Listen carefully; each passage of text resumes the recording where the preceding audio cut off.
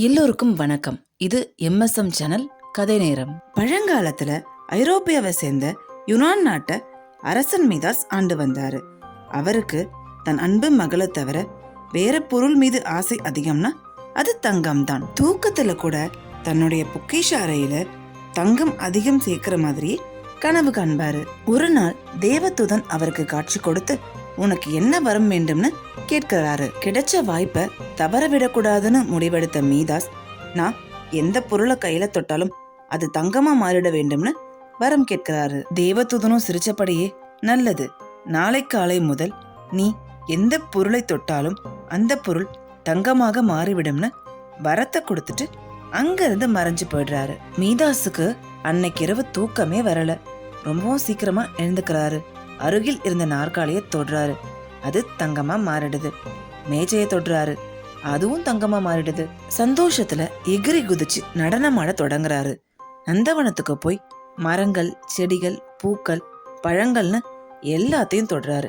எல்லாமே தங்கமா மாறிடுது. இப்ப அவருக்கு பசிக்க தொடங்குது. சந்தோஷமா அரண்மனைக்குள்ள போய் தங்க நாற்காலியில அமர்ந்து வேலை ஆட்களை காலை உணவு கொண்டு வர சொல்றாரு. உணவும் நீரும் அவருக்கு கொண்டு வரப்படுது. ரொட்டி துண்டுகள்லயும் பழங்கள்லயும் அவருடைய கைகள் பட்ட உடனே தங்கமா மாறுது. விபரீதம் அவருக்கு புரிய ஆரம்பிக்குது.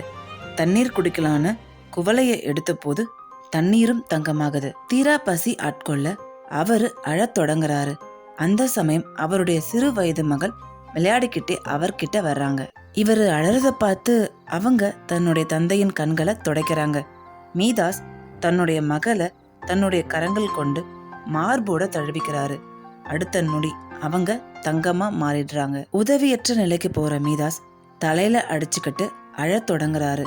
தேவதூதன் மறுபடியும் அவருக்கு காட்சி கொடுக்கிறாரு. அரசன் தேவதூதரின் கால்களை புடிச்சுக்கிட்டு, தயவு செய்து நீங்கள் கொடுத்த வரத்தை திரும்பி பெற்று கொள்ளுங்கள்னு கதறி அழறாரு. தேவதூதன் மீதாஸ பார்த்து, உனக்கு இப்பொழுது தங்கம் வேண்டாமா?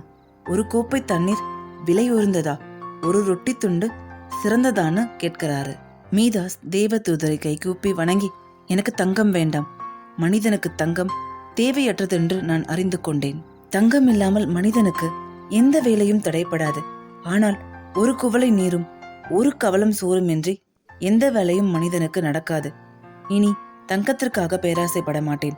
என் மகள் எனக்கு வேண்டும்னு உருகிறாரு. தேவதூதன் அவருக்கு ஒரு கிண்ணத்துல நீரை கொடுத்து, இதை எல்லாவற்றிலும் தெளித்து விட சொல்லி மறைஞ்சிடுறாரு. மீதாஸ் அந்த நீரை தன் மகள், மேஜை, நாற்காலி, உணவு, தண்ணீர் மற்றும் பூந்தோட்டத்தில் உள்ள மரங்கள் எல்லாவற்றிலும் தெளிக்கிறாரு. எல்லா பொருட்களும் முன்பிருந்தது போலவே மாறிடுது.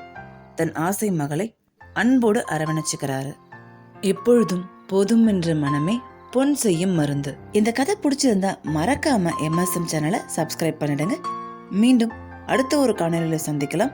நன்றி, வணக்கம்.